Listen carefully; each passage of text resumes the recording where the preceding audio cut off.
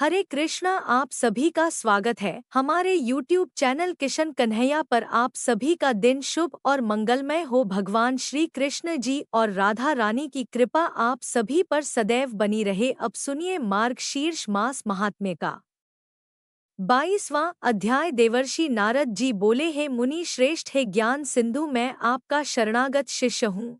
आप मुझे श्री कृष्ण लीला अमृत का पान भी कराया था। तब भगवान श्री नारायण ने कहा, एक दिन बलराम सहित श्री कृष्ण ग्वाल बालों को साथ लेकर श्री मधुवन में गए, जहाँ यमुना जी के किनारे कमल खिले हुए थे। उस समय सब बालक सहस्त्र गौ के साथ वहाँ विचर और खेलने लगे। खेलते खेलते वे थक गए और उन्हें भूख प्यास सताने लगी। तब सभी गोप बाल बड़ी प्रसन्नता के साथ श्री कृष्ण के पास आए और बोले, कन्हैया, हमें तो बड़ी जोर से भूख लगी है, हम सेवकों को आज्ञा दो, हम क्या करें। ग्वाल बालों की बात सुनकर प्रसन्न मुख और नेत्र वाले दयानिधि श्री कृष्ण उनसे यह हितकर और सच्ची बात कहने लगे कि बाल को जहाँ ब्राह्मणों का सुखदायक यज्ञ स्थान है वहाँ पर जाओ। जाकर उन यज्ञ तत्पर ब्राह्मणों से शीघ्र ही भोजन के लिए अन्न मांगो। वे सभी अंगर गोत्र वाले ब्राह्मण हैं और श्रीवन के निकट अपने आश्रम में यज्ञ करते हैं। उन्होंने श्रुतियों और स्मृतियों का विशेष ज्ञान प्राप्त किया है और वे सब निष्प्रभ वैष्णव हैं और मोक्ष की कामना से मेरा ही यजन कर रहे हैं।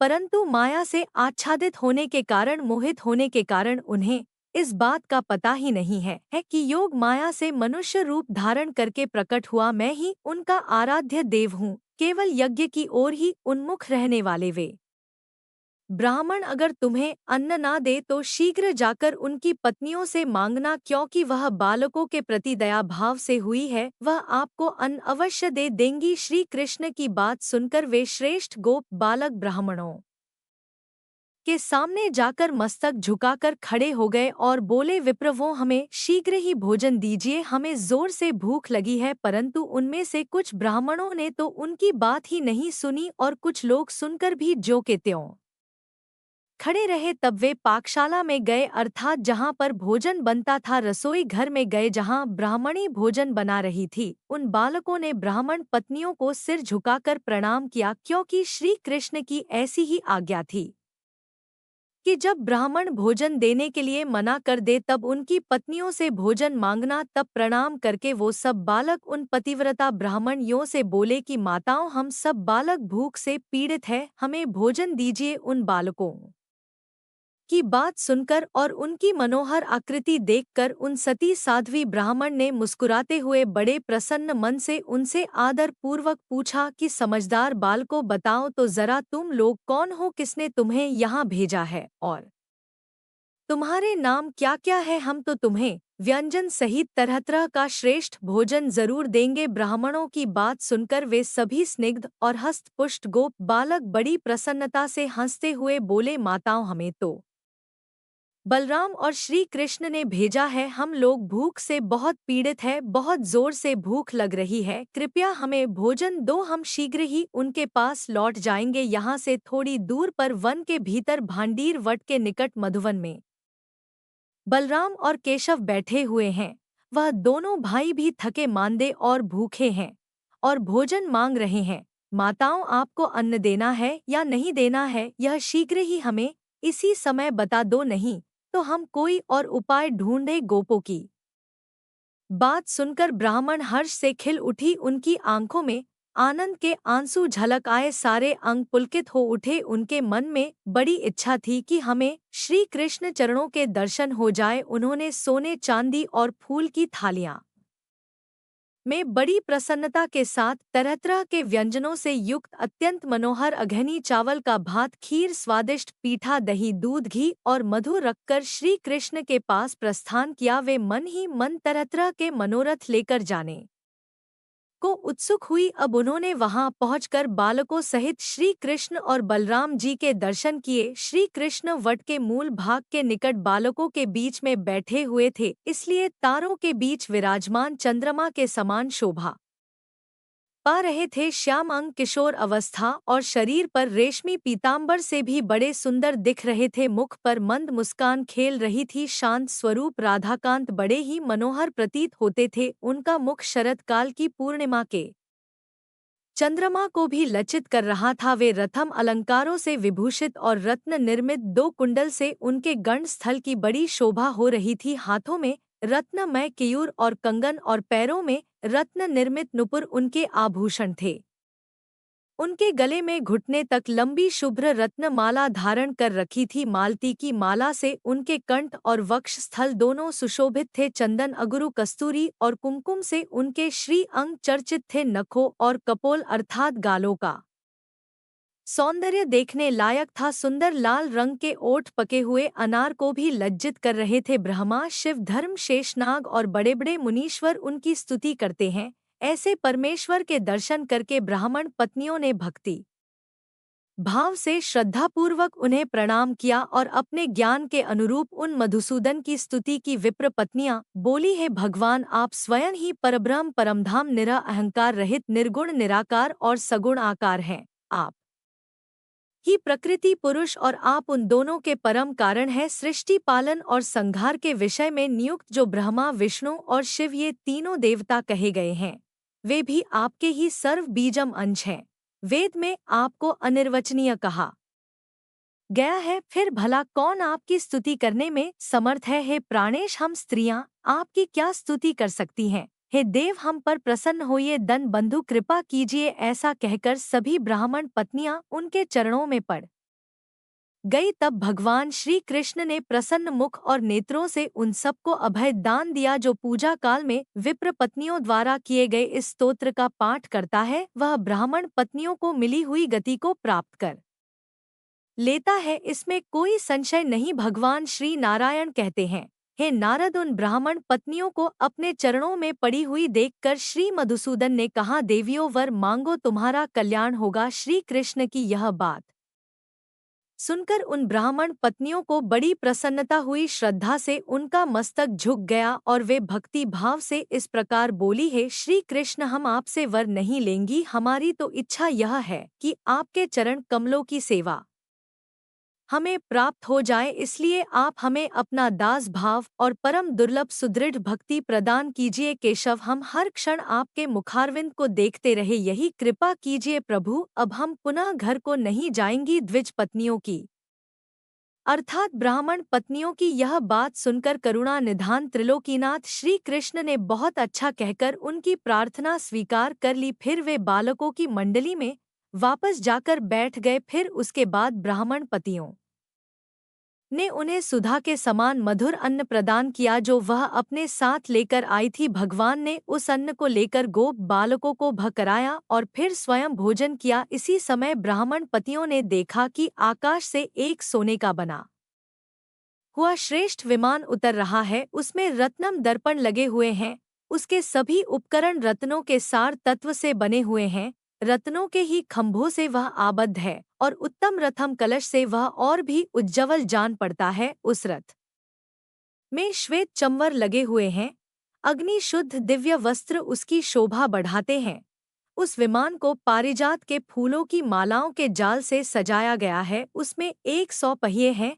मन के समान गति से चलने वाला वह विमान बड़ा ही मनोहर है। वनमाला से विभूषित दिव्य पार्षद उसे सब ओर से घेरे खड़े हैं और उन सभी पार्षदों ने पीतांबर धारण कर रखा है। वे रत्न अलंकारों से अलंकृत, नूतन यवन से संपन्न, श्याम कांति वाले, परम मनोहर, 2 भुजाओं से युक्त और गोप वेशधारी थे। उनके हाथों में मुरली थी। उन्होंने मोरपंख और गुंजा की माला से सजे हुए टेढ़े मुकुट धारण कर रखे थे। वे रथ से तुरंत ही उतरकर श्री कृष्ण के चरणों में प्रणाम करके ब्राह्मण पत्नियों से बोले कि आप सभी इस विमान पर चढ़ जाइए। ब्राह्मण पत्नियां श्री कृष्ण को नमस्कार करके मनोवांछित गोलोक में जा पहुंची। वे मानव देह का त्याग करके तत्काल ही दिव्य गोपियां हो गई। फिर श्री कृष्ण ने वैष्णवी माया के द्वारा उनकी छाया का निर्माण करके स्वयं ही उन्हें ब्राह्मणों के घरों में भेज दिया। ब्राह्मण लोग अपनी पत्नियों के लिए मन ही मन बहुत उद्विग्न थे और सब उनको ही खोज रहे थे। इसी समय रास्ते में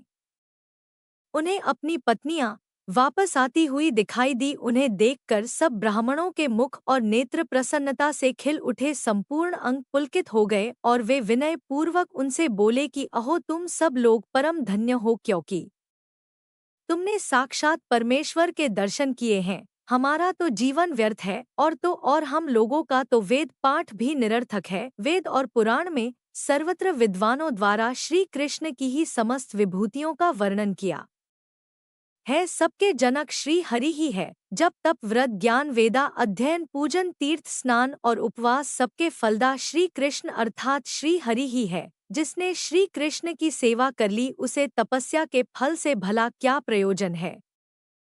जिसे कल्प वृक्ष की प्राप्ति हो गई वह दूसरे किसी वृक्ष को लेकर भला क्या करेगा। जिसके हृदय में श्री कृष्ण विराजमान है उसे यज्ञ आदि कर्मों के अनुष्ठान की फिर क्या आवश्यकता है। और जिसने समुद्र को पी लिया उसके लिए कुआं लागने में क्या पुरुषार्थ है। ऐसा कहकर ब्राह्मण लोग उन श्रेष्ठ कामिनीहों को अपने साथ लेकर बड़ी प्रसन्नता के साथ अपने घर को लौटे और उनके साथ आनंद पूर्वक रहने लगे। उन सबका क्रीड़ा में और अन्य सभी कर्मों में पहले वाली स्त्रियों की अपेक्षा अधिक प्रेम और उदार भाव प्रकट होता था, परंतु माया शक्ति से प्रभावित होने के कारण ब्राह्मण लोग उसका अनुमान ही नहीं कर पाते थे। उधर सनातन पूर्ण ब्रह्मा नारायण स्वरूप श्री कृष्ण बलराम और ग्वाल बालों के साथ शीघ्र ही वहां से अपने घर को चले गए। इस प्रकार मैंने श्री हरि का संपूर्ण उत्तम महात्म कह सुनाया। इसे मैंने पूर्व काल में अपने पिता धर्म के मुख से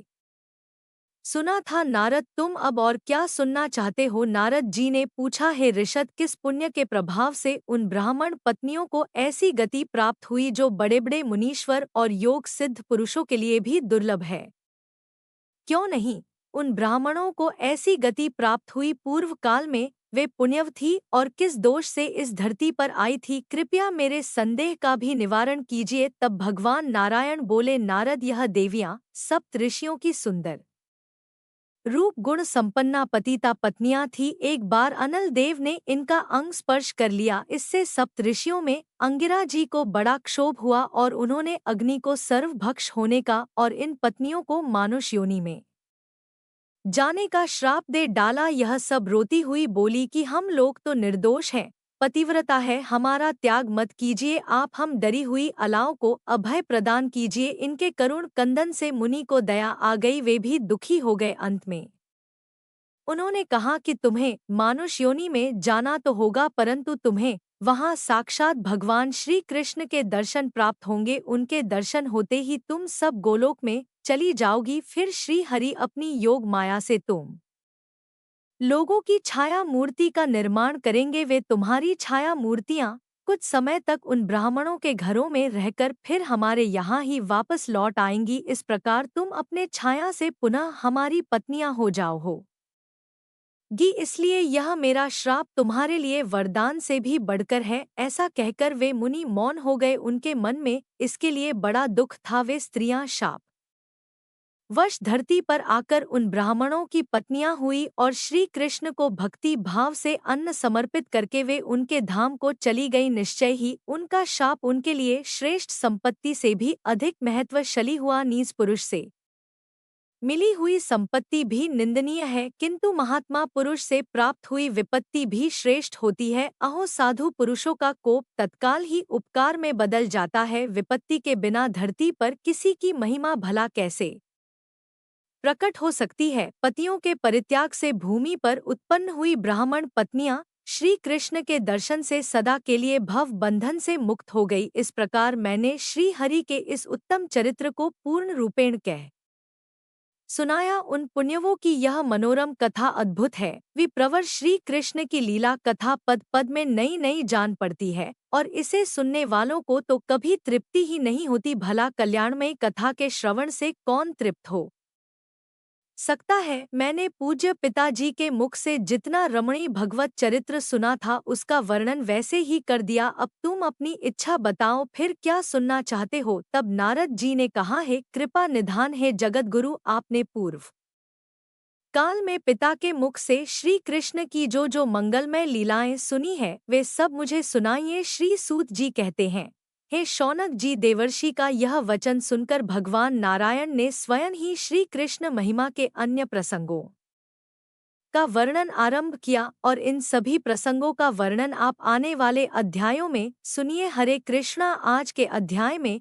बस इतना ही। अब सुनिए श्री कृष्ण चालीसा पाठ। बंशी शोभित कर मधुर नील जलत तन श्याम अरुण अधर जनु। बिंबा फल नयन कमल अभिराम पूर्ण इंद्र अरविंद मुख पीतांबर शुभ साज। जय मनमोहन मदन छवि कृष्ण चंद्र महाराज। जय यदुनंदन जय जगवंदन। जय वसुदेव देवकी नंदन। जय यशोदा सुत नंद दुलारे। जय प्रभु भक्तन के दृग तारे। जय नटनागर नाग नथिया कृष्ण कन्हैया धेनु चरैया पुनि नख पर प्रभु गिरिवर धारो। आओ दीनन कष्ट निवारो वंशी मधुर अधर धरी टेरो। होवे पूर्ण विनय यह मेरो आओ हरि पुनि माखन चाखो। आज लाज भारत की राखो। गोल कपोल चिबुक अरुणारे। मृदु मुस्कान मोहिनी डारे राजित राजिव नयन विशाला। मोर मुकुट वैजंतीमाला कुंडल श्रवण पीत पट आछे। कटी किंकिणी काछनी काछे नील जलद सुंदर तनु सोहे। छबि लखी सुर नर मुनिमन मोहे मस्तक तिलक अलग घुंघराले। आओ कृष्ण बांसुरी वाले करी पय पान पूतन ही तार्यो। अका बका कागासुर मार्यो मधुवन जलत अगिन जब ज्वाला। भय शीतल लखतहिंग नंदलाला सुरपति जब ब्रज चढ़ियो रिसाई। मूसरधार वारी वर्षाई लगत लगत व्रज चहन बहायो। गोवर्धन नख धारी बचायो लखी यसुदा मन भ्रम अधिकाई। मुख मंग 14 भुवन दिखाई दुष्ट कन सती उधम मचायो। कोटि कमल जब फूल मंगायो नाथी कालियहि तब तुम लीन है। चरण चिन्ह दे निर्भय कीन्हे करी गोपिन संग रास विलासा। सबकी पूरण करी अभिलाषा केतिक महा असुर संहार्यो। कंसही केस पकड़ी दे मार्यो मात पिता की बंदी छुड़ाई। उग्रसेन कहें राज दिलाई मही से मृतक छहों सुत लायो। मातु देव की शोक मिटायो भौमासुर मुर दैत्य संहारी। लाए षट दश सहस्कुमारी दे भीमहीन तृण चीर सहारा। जरा सिंधु राक्षस कहें मारा असुर बकासुर आदिक मार्यो।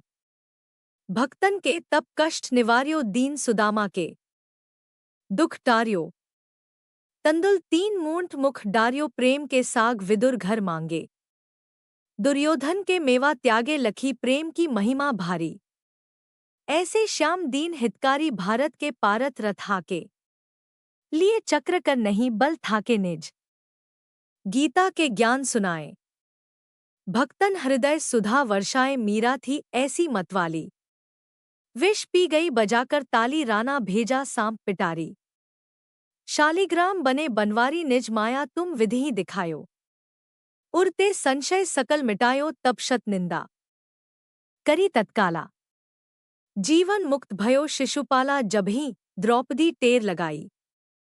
दीनानाथ लाज अब जाई तुरत ही वसन बने नंदलाला। बड़े चीर भय अरि मुंग काला अस अनाथ के नाथ कन्हैया। डूबत भंवर बचावई नैया सुंदरदास आसुर धारी। दया दृष्टि कीजय बनवारी नाथ सकल मम कुमति निवारो। क्षमहो बेगी अपराध हमारो खोलो पट अब दर्शन दीजय। बोलो कृष्ण कन्हैया की जय। यह चालीसा कृष्ण का पाठ करे उरधारी। अष्ट सिद्धि नवनिधि फल लह पदारथ। चारी बोलिए कृष्ण भगवान की जय।